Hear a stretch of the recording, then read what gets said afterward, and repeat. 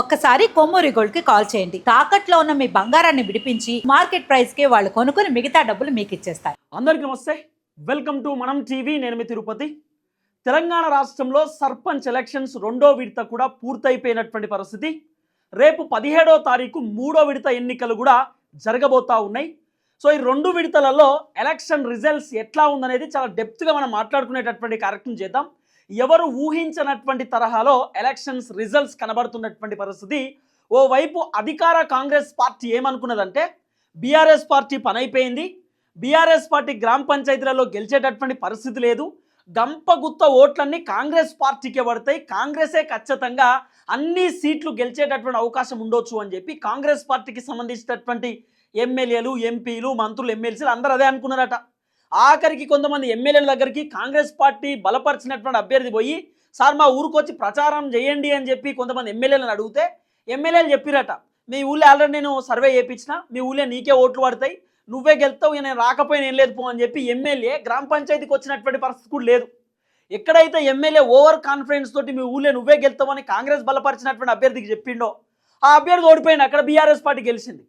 అంటే ఎమ్మెల్యేల over action తోటి కూడా అక్కడ ఉన్నటువంటి జనం కొంత కాంగ్రెస్ పార్టీకి షాక్ ఇచ్చేటటువంటి కార్యక్రమం చేసినారు. ఇంకొంతమంది కాంగ్రెస్ పార్టీకి సంబంధించినటువంటి ఎమ్మెల్యేలు గ్రామ పంచాయతీలకు పోయి ఆ ఊళ్ళో ప్రచారం చేసిరు. ఇగో మేము బలపరిచినటువంటి కాంగ్రెస్ పార్టీ అభ్యర్థికి శంకరే గెలవాలి, ఈ శంకర్ కనుక మీరు ఓటు వేయకపోతే మీకు పథకాలు బంద్ అవుతాయి, మీకు రావాల్సినటువంటి 6 గ్యారెంటీలు బంద్ అవుతాయి, మీకు రావాల్సినటువంటి బెనిఫిట్స్ బంద్ అవుతాయి, ఎట్టి పరిస్థితులలో గెలిచినా ఓడినా మన కాంగ్రెస్ ఓడే గెలవాలి, మీరు కాంగ్రెస్ వాళ్ళకే ఓటేయాలి, మీరు ఏ డబ్బాలో అయితే ఓట్లు వేస్తుర్రో మీరు ఎవరికి వేస్తుర్రో ఏందనేది మాకు తెలిసిపోతుంది, నేను తెలిసిపోతే మాత్రం మీకు పథకాలు ఇయ్యను అని చెప్పి కొంతమంది ఎమ్మెల్యేలు ఊళ్ళోకి పోయి జనాలను బెదిరించారు. ఏ ఎమ్మెల్యేలు అయితే ఊళ్ళోకి పోయి బెదిరించిర్రో ఆ ఎమ్మెల్యేకు జనం షాక్ ఇచ్చిర్రు. ఏ ఊళ్ళో ఎమ్మెల్యే పోయి ఓవర్ యాక్షన్ చేసినో ఆ ఊళ్ళే కాంగ్రెస్ పార్టీని ఓడగొట్టిరు జనం. ఓడగొట్టి జనాలు తొడగొడుతున్నారు, నువ్వు మా ఊరికి వచ్చి బెదిరిస్తావా, నీ సంగతి చూస్తాం, ఓడగొట్టినాం కాంగ్రెస్ పార్టీని, ఏం పథకాలు బంద్ చేస్తావా, బెదిరితే భయపడాలని అంటారు జనం. కాబట్టి ఎమ్మెల్యేలు కూడా ఊళ్ళోకి పోయి జనాలను బెదిరియొద్దు, జనాలు తలుసుకుంటే ఏమన్నా అవుతుంది. ఇప్పుడు చూడుర్రి, బీఆర్ఎస్ గెలవదనుకున్నటువంటి టైంలో బీఆర్ఎస్ పార్టీ బౌన్స్ బ్యాక్ ఇస్తే దాదాపు 2-3 వేల గ్రామ పంచాయతీలు గెలిచింది బీఆర్ఎస్ పార్టీ. ఇంకా 2 విడతలే అయిపోయినాయి, ఇంకా 3వ విడత రేపు ఉన్నది. ఇంకా ఎమ్మెల్యేలు పోయి మీకు అవిరావు ఇవిరావు అని బెదిరిస్తే జనాలు భయపడలే, మీరు ఏదైనా బంద్ చేసుకుని మేము బీఆర్ఎస్కి వేస్తాం మమ్మల్ని వచ్చి బెదిరిస్తారా, అప్పట్లో బెదిరించారు ఇప్పుడు కూడా బెదిరిస్తారా, మేము భయపడమని చెప్పి జనాలు కాంగ్రెస్ పార్టీలకు షాక్ ఇచ్చారు.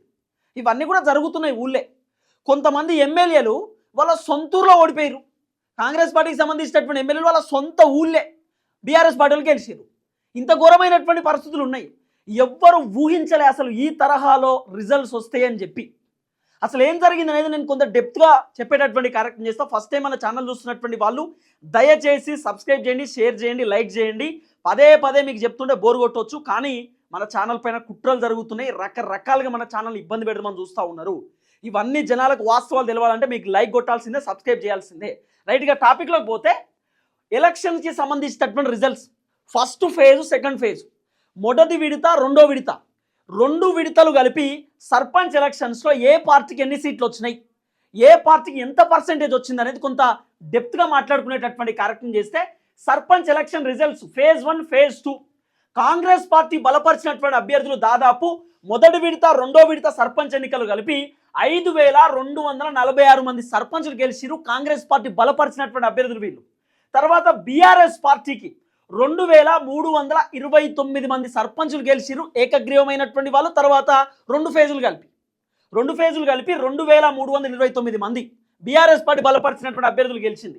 ఇక భారతీయ జనతా పార్టీ నుండి 2 ఫేజులు కలిపి ఫేజ్ 1, ఫేజ్ 2 2 విడతలు కలిపి 500 మంది సర్పంచులు గెలిచారు, బీజేపీ బలపరిచినటువంటి అభ్యర్థులు. ఇండిపెండెంట్ చూసుకుంటే ఏ పార్టీకి సంబంధం లేనటువంటి వాళ్ళు ఇండిపెండెంట్ దాదాపు 467 మంది గెలిచారు, ఫేజ్ 1, ఫేజ్ 2 2 కలిపి.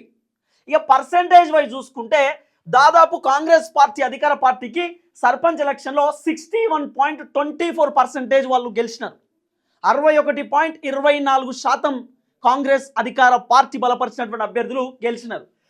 తర్వాత బీఆర్ఎస్ పార్టీ ప్రతిపక్ష పార్టీ దాదాపు 27.19%. సో ఇంత పర్సెంటేజ్ ప్రతిపక్ష పార్టీ గెలిచింది. ఇక భారతీయ జనతా పార్టీ ఇది ప్రతిపక్షం కంటే ఘోరంగా ఉంది. ఇక భారతీయ జనతా పార్టీ 5.84% గెలిచినారు సర్పంచ్ ఎలక్షన్లో. ఇక ఇండిపెండెంట్ 5.45% గెలిచినారు ఇండిపెండెంట్కి సంబంధించి. ఇక 500 అంటే భారతీయ జనతా పార్టీకి ఇండిపెండెంట్కి నాకు తెలిసి ఒక 50 గంతే, 50 ఏదో గంతే తేడా, 50 కూడా కాదు 40 ఏదో తేడా ఉన్నట్టు, 40 కూడా కాదు 45 35 ఏదో తేడా ఉన్నది గంతే. అంటే ఇంత ఘోరమైన పరిస్థితిలో భారతీయ జనతా పార్టీ ఉన్నది. అయినా సరే బీజేపీ కొన్ని స్థానాలలో గెలిచినంటే గ్రేటే. సో ఓవరాల్గా ఇది ఫస్ట్ ఫేజ్, సెకండ్ ఫేజ్కు సంబంధించినటువంటి ఎలక్షన్ రిజల్ట్. మూడో ఫేజ్ రేపు జరగబోతా ఉన్నాయి 17వ తారీఖు. రేపు రసవంతంగా ఎలక్షన్ జరిగేటటువంటి అవకాశం కనబడతా ఉంది. థర్డ్ ఫేజ్లో కొంత ఫస్ట్ ఫేజ్, రెండు ఫేజ్లు అంటే ఈ రెండు ఫేజ్లు మూడో ఫేజ్లో కొంత ఇబ్బందికరమైనటువంటి వాతావరణం కాంగ్రెస్కి కనబడేటటువంటి పరిస్థితి ఉంది. ఒకసారి ఫేజ్ 1 ఫేజ్ 2 కూడా మనం చాలా క్లియర్గా గమనిస్తే ఇది మొదటి ఫలితాలు. అంటే ఫస్ట్ సంబంధించినటువంటి ఫేజ్ మొదటి విడతలో కాంగ్రెస్కి వచ్చినటువంటి సీట్లు 1702. అంటే కాంగ్రెస్ బలపరిచినటువంటి సీట్లు 1702 వస్తే బీఆర్ఎస్ బలపరిచినటువంటి సీట్లు దాదాపు 1345 సీట్లు వచ్చినాయి బీఆర్ఎస్కి మొదటి విడతలో. భారతీయ జనతా పార్టీ బలపరిచినటువంటి అభ్యర్థులు 186 మంది గెలిచిరు. ఇతరులు అంటే ఇండిపెండెంట్ ఏ పార్టీకి సంబంధం లేనటువంటి వాళ్ళు మొదటి విడతలో 524 మంది గెలిచిరు. ఏ పార్టీకి సంబంధం లేదు. ఈ 524 మందిలో దాదాపు 400 మంది కాంగ్రెస్లోకి పోయారు. 400 మంది ఏమిటికి పోయారు అంటే మరి అధికార పార్టీలు ఉంటేనే కదా మనకు ఫండింగ్ వచ్చేది అని చెప్పి పోయారు. నిన్న ఒక కాడ గమ్మత్ జరిగింది, అది నేను చాలా క్లియర్గా చెప్తా. ఒక కాడ వార్డు మెంబర్లు మొత్తం బీఆర్ఎస్ పార్టీలోకి పోయారు, గెలిచిందేమో కాంగ్రెస్లో. అదేందే అధికార పార్టీలు ఉంటే మన ఫండింగ్ వస్తుంది అంటే ఏ ఫండింగ్ వద్దు ఏమొద్దు, మంచిగా చూడో కాంగ్రెస్ వద్దు మాకు బీఆర్ఎస్ ఉండాలని చెప్పి ఆయంత కాంగ్రెస్ పార్టీ బట్టలు చదువుకొని బీఆర్ఎస్లోకి పోయారు. ఇట్లా ఘోరమైనటువంటి పరిస్థితులు ఉన్నాయి. తర్వాత రెండో ఫేజ్, సెకండ్ ఫేజ్కి సంబంధించి ఎలక్షన్ చూసుకుంటే ఇది ఫస్ట్, తర్వాత ఇది సెకండ్. ఫస్ట్లోనే 1345 సీట్లు వచ్చినాయి. అంటే దాదాపు ఎంత డిఫరెన్సియేషన్, ఒక 300-400 డిఫరెన్సియేషన్ ఏదో ఉన్నట్టున్నది. తర్వాత సెకండ్ ఫేజ్ కాంగ్రెస్ బలపరిచినటువంటి అభ్యర్థులు 1984, కాంగ్రెస్ బలపరిచినటువంటి అభ్యర్థులు సెకండ్ ఫేజ్లో 1984 మంది గెలిస్తే బీఆర్ఎస్ బలపరిచినటువంటి సర్పంచ్ అభ్యర్థులు దాదాపు 1297 మంది గెలిచినారండి. 1297 అంటే సుమారు ఎంత డిఫరెన్సియేషన్, ఒక 400-500 అట్లా డిఫరెన్సియేషన్స్ ఉండొచ్చు, అంటే పైచిలకే ఉండొచ్చు. భారతీయ జనతా పార్టీ బలపరిచినటువంటి అభ్యర్థులు 235. కానీ బీజేపీ పార్టీకి ఈ విషయంలో hats off. Bharatiya Janata party ఈ సర్పంచ్ ఎలక్షన్లో దాదాపు ఫస్ట్ ఫేజ్ రెండు ఫేజులు కలిపి 500 మంది భారతీయ జనతా పార్టీ బలపరిచినటువంటి అభ్యర్థులు ఫస్ట్ ఫేజ్ రెండు ఫేజులు కలిపి గెలిచిర్రంటే ఓన్లీ కారణం బండి సంజయ్. బండి సంజయ్ గనక భారతీయ జనతా పార్టీలో బలంగా లేకపోతే సర్పంచ్ ఎన్నికలు మొదటి విడత రెండు విడతలు కలిపి 500 మంది గెలిచేవాళ్ళు కాదు. బండి సంజయ్ ఉన్నాడు కాబట్టి బండి సంజయ్ బలంగా ఆయన ప్రచారం చేసిండు. బండి సంజయ్ వల్లనే భారతీయ జనతా పార్టీకి 500 సీట్లు వచ్చినాయి. ఇది సర్పంచ్ ఎలక్షన్లో భారతీయ జనతా పార్టీ బలపరిచినటువంటి అభ్యర్థులు కాబట్టి ఓన్లీ బండి సంజయ్ కారణం. బండి సంజయ్ లేకపోతే బీజేపీ లేదు. బీజేపీ ఉంది ఈరోజు తెలంగాణలో ఇంత బలంగా అంటే కారణం బండి సంజయ్. ఎందుకంటే బండి సంజయ్ వల్లనే భారతీయ జనతా పార్టీ ఉవ్వెత్తున పైకి లేచింది. కాబట్టి మళ్ళీ బండి సంజయ్కి ఒకవేళ అధ్యక్ష పదవి ఇస్తే బాగుంటుందేమో అనేది కొంత ఆలోచన. తర్వాత ఇతరులు రెండో ఫేజ్కి సంబంధించి 382 మంది సెకండ్ ఫేజ్లో. ఇక కొన్ని గమ్మత్తుకు సంబంధించినటువంటి వ్యవహారాలు మనం మాట్లాడుకోవాలి. కొన్ని గమ్మత్ వ్యవహారాలు ఉన్నాయి, అవి కూడా కొంత అర్థమయ్యేటటువంటి తరహాలో నేను మీకు చెప్పేటటువంటి కార్యక్రమం చేస్తా, చూడాలి మీరు. ఏడా మా సొంత ఊరు వాళ్ళే నన్ను ఓడించారు. ఇగో ఎవరు చెప్తురు? అనిరుద్ రెడ్డి. మా సొంత ఊరు వాళ్ళే నన్ను ఓడించి నా గుండెల మీద వచ్చిర్రు. జడ్చర్ల ఎమ్మెల్యే అనిరుద్ రెడ్డి చెప్తున్న మాట. సొంతూరులో ఓడిపోయింది అన్న, సొంతూరులే కాంగ్రెస్ పార్టీ ఎమ్మెల్యే. ఆయంత అన్న కొంత ఇబ్బంది పడుతున్నటువంటి పరిస్థితి. ఇది ఎక్కడ? జనగామకు సంబంధించినటువంటి జనగామ అసెంబ్లీ నియోజకవర్గంలో గులాబీ పార్టీ హవా. పంచాయతీ ఎన్నికల ఫైనల్ రిజల్ట్స్ గ్రామ పంచాయతీలు 78 గ్రామ పంచాయతీలు జనగామ జిల్లాలో ఉంటే బీఆర్ఎస్ పార్టీ బలపరిచినటువంటి అభ్యర్థులు దాదాపు 40 మంది గెలిచిరు. కాంగ్రెస్ పార్టీ బలపరిచినటువంటి అభ్యర్థులు 31 గెలిచిరు. భారతీయ జనతా పార్టీ బలపరిచినటువంటి అభ్యర్థులు 4 గెలిచిరు. స్వతంత్ర అభ్యర్థులు ఏ పార్టీకి సంబంధం లేనటువంటి వాళ్ళు 4 గెలిచిరు. అంటే జనగామ అసెంబ్లీ నియోజకవర్గంలో దాదాపు 40 సీట్లతో బీఆర్ఎస్ పార్టీ దూసుకుపోయినటువంటి పరిస్థితి. అంటే బీఆర్ఎస్ పార్టీ బలపరిచినటువంటి అభ్యర్థులు జనగాంలో 40 మంది గెలిచిరు. దాదాపు 9 మంది ఎక్కువ కాంగ్రెస్ పార్టీ కంటే. కాంగ్రెస్కి ఏమో 31. జనగామలో బీఆర్ఎస్ హవా ఇట్లా దూసుకుపోతున్నది. కాబట్టి జనగామ కంప్లీట్ కాంగ్రెస్ కొంత ఇబ్బంది పడ్డటువంటి సిచ్యువేషన్. తర్వాత ఇంకో జిల్లా మనం చూసుకుంటే కాగజ్ నగర్ అసెంబ్లీ నియోజకవర్గంలో పంచాయతీ ఎన్నికలో కారు జోరు. సర్పంచ్ ఎన్నికల ఫైనల్ రిజల్ట్స్ గ్రామ పంచాయతీలు మొత్తం 113 ఉన్నాయి. ఇక్కడ కాగజ్ నగర్ అసెంబ్లీ నియోజకవర్గంలో కాంగ్రెస్ పార్టీకి వచ్చినటువంటి అంటే సీట్లు ఎన్ని తెలుసా? కాగజ్ నగర్ అసెంబ్లీ నియోజకవర్గంలో దాదాపు గ్రామ పంచాయతీలు 113 ఉంటే అధికార కాంగ్రెస్ పార్టీ బలపరిచినటువంటి అభ్యర్థులు ఎంతమంది గెలిచిరు తెలుసా? 25 మంది గెలిచిరు. కాగజ్ నగర్లో 25 మంది మాత్రమే. బీఆర్ఎస్ పార్టీ బలపరిచినటువంటి అభ్యర్థులు 51 మంది గెలిచిరు కాగజ్ నగర్ అసెంబ్లీ నియోజకవర్గంలో, దాదాపు 51. భారతీయ జనతా పార్టీ బలపరిచినటువంటి అభ్యర్థులు 23 మంది గెలిచిరు కాగజ్ నగర్లో. తర్వాత స్వతంత్ర అభ్యర్థులు 14 మంది గెలిచిరు. అంటే ఇక్కడ కూడా బీఆర్ఎస్ పార్టీ దూసుకొని ముందుకు పోయింది కాగజ్ నగర్ అసెంబ్లీ నియోజకవర్గంలో. సో కొంత కాగజ్ నగర్ కూడా బీఆర్ఎస్ వైపు ఉన్నటువంటి ఆ సిచ్యువేషన్ కూడా మనం చూస్తూ ఉన్నాం. తర్వాత భువనగిరి అసెంబ్లీ నియోజకవర్గంలో సత్తా చాటిన బీఆర్ఎస్ సర్పంచ్ ఎన్నికల ఫైనల్ రిజల్ట్స్. గ్రామ పంచాయతీలు మొత్తం భువనగిరి అసెంబ్లీ నియోజకవర్గంలో 126 గ్రామ పంచాయతీలు ఉంటే దాంట్లో బీఆర్ఎస్ బలపరిచినటువంటి అభ్యర్థులు 57 మంది గెలిచిరు. కాంగ్రెస్ పార్టీ బలపరిచినటువంటి అభ్యర్థులు 56 మంది గెలిచిరు. బీజేపీ నుండి ఒక ఆయన గెలిచిండు.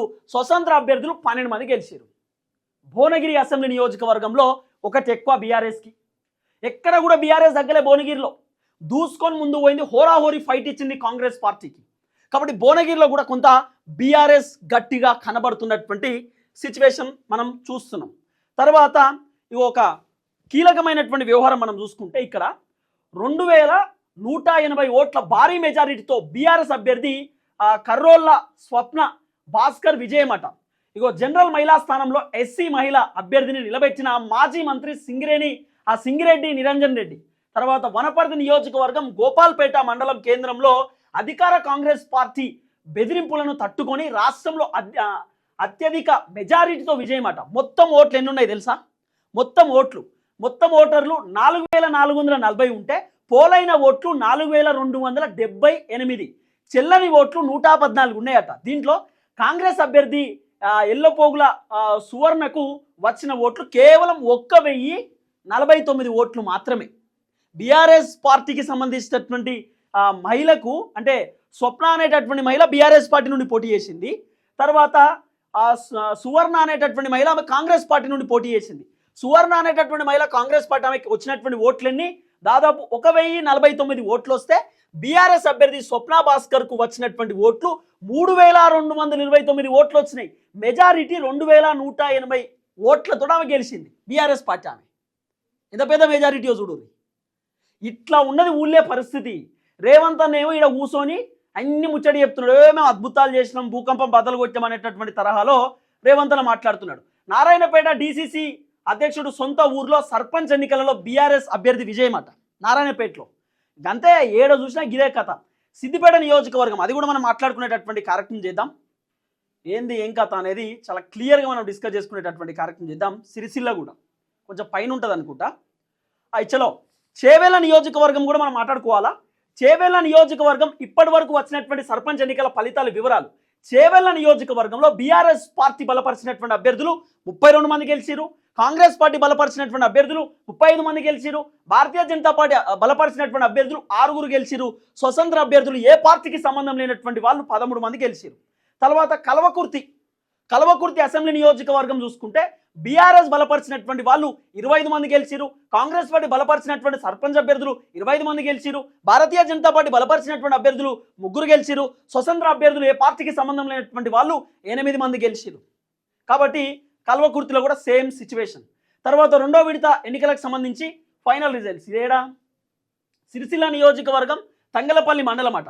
ఇక మనం ఒకసారి సిరిసిల్ల నియోజకవర్గం తంగలపల్లి మండలానికి సంబంధించినటువంటి అంశం చూసుకుంటే బీఆర్ఎస్ పార్టీ బలపరిచినటువంటి అభ్యర్థులు 17 మంది గెలిచిరు. కాంగ్రెస్ పార్టీ బలపరిచినటువంటి సర్పంచ్ అభ్యర్థులు 7 గెలిచిరు. బీజేపీ బలపరిచినటువంటి అభ్యర్థులు 4 గెలిచిరు. స్వతంత్ర అభ్యర్థులు 2 గెలిచిరు. అంటే భారతీయ జనతా పార్టీ 2 తక్కువ అంతే. తర్వాత ఇగో జైరాబాద్ నియోజకవర్గం చూసుకుంటే బీఆర్ఎస్ బలపరిచినటువంటి వాళ్ళు 26 మంది, కాంగ్రెస్ బలపరిచినటువంటి వాళ్ళు 29 మంది, భారతీయ జనతా పార్టీ బలపరిచినటువంటి వాళ్ళు 2, స్వతంత్ర అభ్యర్థులు 3. సో ఇది ఒకటి సిరిసిల్ల నియోజకవర్గం, తంగలపల్లి, తర్వాత జైరాబాద్కి సంబంధించినటువంటి వ్యవహారం. దేవరకద్ర కాంగ్రెస్ ఎమ్మెల్యే సొంత గ్రామంలో కాంగ్రెస్ పార్టీని ఓడించి సంబరాలు చేసుకుంటున్న మహిళలు, యూత్, వృద్ధులట. జైరాబాద్కి సంబంధించిన కాంగ్రెస్ ఎమ్మెల్యే సొంత గ్రామంలో ఇగో సంబరాలు చేసుకుంటారు. ఎమ్మెల్యే సొంత ఊళ్ళో ఓడిపోతే, కాంగ్రెస్ పార్టీ ఓడిపోతే సంబరాలు. జైరాబాద్ కాంగ్రెస్ పార్టీ ఎమ్మెల్యే సొంత ఊర్లో కాంగ్రెస్ పార్టీని ఓడగొట్టి జనాలు సంబరాలు చేసుకుంటారు, మాకొద్దు కాంగ్రెస్ అని, మా ఊరికి ఏం రాలేదని చెప్పి. చూడరు ఇక డప్పు బ్యాండు కథ అట్లుంటుంది అన్నట్టు. జనాలు తలుసుకుంటే ఏదైనా జరుగుతుంది, జనాలు తలుచుకుంటే రాజ్యం కూలుతుంది, రాజ్యం నిలబడుతుంది. ఓవరాక్షన్ చేసుకుంటా ఊళ్ళే గెలిచి ఊళ్ళే జనాలు ఓటేసి గెలిపిస్తే ఎమ్మెల్యేలకు ఒక్కొక్కరికి సిగ్గు లేకుండా బుద్ధి లేకుండా వచ్చి హైదరాబాద్లో పండుకుంటారు.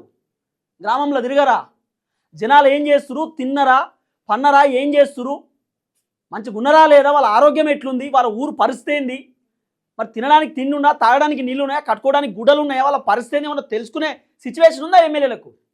హైదరాబాద్లో పండుకుంటురు, క్యాంప్ ఆఫీస్ పోతురు, క్యాంప్ ఆఫీస్లో ముచ్చట పెడుతురు, హైదరాబాద్కి వస్తూ మళ్ళీ సెక్రటరీలో కూర్చుడు గంతే, లేకపోతే ఎమ్మెల్యే క్యాంప్ ఆఫీస్లో వచ్చి పండుకోవాలి గంతే. గిదా ఎమ్మెల్యేల కథ. జనాలు గిట్లనే చేస్తారు. యశస్విని రెడ్డి ఊళ్ళే తొడలు కొడుతురు, జనం తొడలు కొడుతురు. అది కూడా చూపిస్తాగు. ఎట్లా ఉంటుంది జనాలు తలుసుకుంటే మీకు తెలవాలి కదా ప్రభుత్వానికి కూడా. ఇగో పాలకుర్తి నియోజకవర్గంలో ఎమ్మెల్యే యశస్విని రెడ్డికి షాక్ అట. ఝాన్సీ రెడ్డి సొంత గ్రామంలో కాంగ్రెస్ పార్టీ అభ్యర్థి ఓటమి. పాలకుర్తి నియోజకవర్గం తొర్రూరు మండలం చెర్లపాలెం గ్రామంలో కాంగ్రెస్ పార్టీ అభ్యర్థిపై 82 ఓట్ల తేడాతో గెలిచిన కాంగ్రెస్ రెబల్ అభ్యర్థి ధర్మారావు మహేందర్ అట. ఇక చూడు ఇక కథం. కాంగ్రెస్ పార్టీ ఆయనకు మద్దతు ఇచ్చిరు. కాంగ్రెస్ పార్టీలో ఉన్నటువంటి రెబల్ అభ్యర్థి ఎవరైతే ఉన్నారో అదే పార్టీ నుండి రెబల్గా పోటీ చేసినటువంటి ఆయన గెలిచిండు. అట్లుంటుంది జనాలు తలుసుకుంటే. దేవరకద్ర సంబంధించినటువంటి మీకు చూపించిన కదా, దేవరకద్రేనా ఇప్పటిదాకా మనం మాట్లాడుకున్నది? ఆ దేవరకద్ర, ఆ సమరాలు, దేవరకద్రకు సంబంధించినటువంటి సమరాలు మీరు చూసిర్రు. తర్వాత కాగజ్ నగరు, జనగామ మీరు చూసిర్రు. సర్పంచ్ ఎన్నికల ఫలితాలు ఇప్పటి వరకు ప్రకటించింది. ఎస్, సో ఇది ఓవరాల్గా ఉన్నటువంటి అంశం. సిరిసిల్ల నియోజకవర్గంలో రెండో విడత పంచాయతీ ఎన్నికల గులాబీ పార్టీ ఎన్ని సీట్లు గెలిచిందంటే దాదాపు 30 సర్పంచ్ స్థానాలకు 30 సర్పంచ్ స్థానాలకు గాను 20 స్థానాలు గెలుచుకున్న బీఆర్ఎస్ అట. సింగిల్ డిజిట్గా పడిపోయిన కాంగ్రెస్ పార్టీ అట. ప్రతి గ్రామాలలో 3వ స్థానంలో నిలిచిన డిపాజిట్లు కోల్పోయిన కాంగ్రెస్ పార్టీ అభ్యర్థులట. సో ఇది సిరిసిల్లకు సంబంధించినటువంటి వ్యవహారం. సిద్దిపేటలో అయితే కంప్లీట్ బీఆర్ఎస్ హవా. దాదాపు 80 సీట్లు ఏదో గెలిచినట్టున్నారు. ఇక రేవంత్ అన్నేమో డప్పు కొట్టుడు, గప్పాలు కొట్టుడు, భూకంప బద్దలు కొట్టినాం, అద్భుతం చేసినామని చెప్పి రేవంత్ అన్న మాట్లాడుకునేటటువంటి కార్యక్రమం చేసిండు. సీన్ కట్ చేస్తే సిద్దిపేటలో మొత్తం వారు వన్ సైడ్ అయిపోయినటువంటి ఆ సిచ్యువేషన్ చూసినాం. ఇది అంటారు కదా ఒక్క మోగాడు అంటారు చూడు, ఇప్పుడు గట్టినే అయిపోయింది అన్నట్టు సిరిసిల్లలో. సిద్దిపేట నియోజకవర్గంలో వారు వన్ సైడ్ 91 స్థానాల్లో ఇప్పటికే 80 సర్పంచ్ స్థానాలకు కైవసం చేసుకున్న బీఆర్ఎస్ కేవలం 5 స్థానాలకే పరిమితమైన కాంగ్రెస్, 2 స్థానాలకు పరిమితమైన బీజేపీ అని చెప్పి ఇది సిద్దిపేటకు సంబంధించినటువంటి వ్యవహారం. సిద్దిపేట అసెంబ్లీ నియోజకవర్గంలో దాదాపు 91 స్థానాలు ఉంటే దాంట్లో 80 కంప్లీట్గా బీఆర్ఎస్ గెలిచింది. ఇక 2-3 ఏదో కాంగ్రెస్ 5 గెలిచినట్టుంది, ఇక 2 బీజేపీ.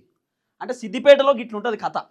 సో ఓవరాల్గా ఇది సర్పంచ్ ఎలక్షన్కి సంబంధించినటువంటి రిజల్ట్స్. రేవంత్ అన్న ఈడికే టెన్షన్లు ఉన్నాడట. ఇక రేపు 3వ విడత 17వ తారీఖు కదా అన్న పరిశాన్, ఎక్కడ కత్తిది, ఎట్లా గెలుస్తున్నారు బీఆర్ఎస్, ఏం జరిగిందని చెప్పి రేవంత్ అన్న రిపోర్ట్ తెప్పించుడు, ఇంటెలిజెన్స్ రిపోర్టు, ఆ కథ ఈ కథ, సర్వే రిపోర్ట్ దేరి, ఆ గ్రామంలో ఎట్లా గెలిచిరు, ఈ గ్రామంలో ఎట్లా గెలిచిరు అని చెప్పి అన్న పరిశాన్ అవుతున్నాడు. ఆగమాగం అవుతుండు రేవంత్ అన్న. ఎంత ఆగమైనా కూడా కొంత ఇబ్బందికరమైనటువంటి వాతావరణమే కనబడుతున్నది. ఇప్పుడు ఇదే కదా, ఇప్పుడు ఇదే ఎగ్జాంపుల్ కదా. సిద్దిపేటలో హరీష్ రావు ఏం చేయలేదు, హరీష్ రావు తోటి ఏం కాలేదని చెప్పినటువంటి రేవంత్ అన్నే ఇదే సిద్దిపేట నియోజకవర్గంలో 91 స్థానాలు ఉంటే, సర్పంచ్కి సంబంధించినటువంటి గ్రామ పంచాయతీ 91 ఉంటే 80 గ్రామ పంచాయతీలు మొత్తం అది బీఆర్ఎస్ గెలిచారు సిద్దిపేటలో. ఇక్కడే అర్థమైపోయింది కదా రేవంత్ అన్న పర్ఫార్మెన్స్. ఇది ఒకటే కాదు, కాంగ్రెస్ పార్టీ ఎమ్మెల్యేల సొంత ఊళ్ళే ఓడిపోయారు. ఓ కాడ ఓ వీడియో ఉండే కానీ అది వేయనట్టుంది కానీ చూపిస్తుండే మీకు. ఏడా యశస్విని రెడ్డి ఉంది కదా, ఆ ఊళ్ళే కాంగ్రెస్ పార్టీ అని ఓడగొచ్చి తొడలు కొడుతురు, గట్లుంటుంది మాతో అని చెప్పి. అంటే జనాలు ఇట్లుంటారు అన్నట్టు కథ. నిన్ననే చూపించిన వీడియో కానీ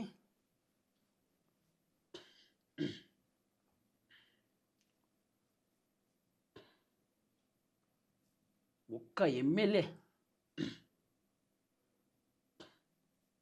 ఎడబాయే వీడియో. ఒక్క ఎమ్మెల్యే కూడా ఉంటే నియోజకవర్గంలో తిరిగే పరిస్థితుందా? ఎమ్మెల్యేలు నియోజకవర్గాలలో ఈ దేవరకద్రలో సరే ఆ వీడియో ఏంటో పోయినట్టుంది. సో ఇది ఓవరాల్గా రిజల్ట్స్కి సంబంధించినటువంటి వ్యవహారం. సో రకరకాల అంశాలు జరిగినటువంటి పరిస్థితి. ఎలక్షన్ రిజల్ట్స్కి సంబంధించినటువంటి అంశంలో ఒక్క ఓటుతో ఒక మహిళ గెలిచింది. అమెరికా నుండి వాళ్ళ మామ వచ్చినట్టుండి, వాళ్ళ మామ వచ్చి ఒకటే ఓటు వేసినట్టు వాళ్ళ మామ, ఒక్క ఓటుతో ఆమె బయటపడ్డది. ఒక్క ఓటు. ఇప్పుడు కొంతమంది సర్పంచ్లు ఓవర్ యాక్షన్ ఎట్లుంటుంది, ఎరికైనా పొడి చేసేటోళ్ళు, ఏవాడు హైదరాబాద్లో ఉన్నాడు రాడిది ఎందుకు ఒక్క ఓటుతో బయటపడతారు. ఎరికైనా 3 ఓట్లతో గెలిచిన వాళ్ళు కూడా ఉన్నారు. కాబట్టి ప్రతి ఓటు ఇంపార్టెంటే. పోటీ ఇప్పుడు పోటీ చేసేటటువంటి ఎంపీటీసీ జెడ్పీటీసీలో కూడా చెప్తున్నా, హైదరాబాద్లో ఉన్న రారిది, అమెరికాలో ఉన్న రారిది అంటే వస్తే ఒక ఓటుతోనన్నా బయటపడతావు కదా. అందరు ఇంపార్టెంటే. ఓటర్లను ఎప్పుడు కూడా మీరు చిన్న చూపు పెట్టొద్దు, రాకుండా ఏం కాదని చెప్పి. అందరూ రావాల్సిందే, అందరూ ఓటేయాల్సిందే. ఆ బాధ్యత పోటీ చేసేటటువంటి వాళ్ళపైన కూడా ఉంటుంది. అందరు రావాలని అనుకోవాలి. సో ఇది ఎలక్షన్ రిజల్ట్స్ కొంత కాంగ్రెస్ పార్టీకి ఇబ్బందికరంగానే మారినటువంటి సిచ్యువేషన్. చూద్దాం ఏం జరగబోతుందో. అందరికీ నమస్తే, థ్యాంక్ యూ సో మచ్. జై తెలంగాణ.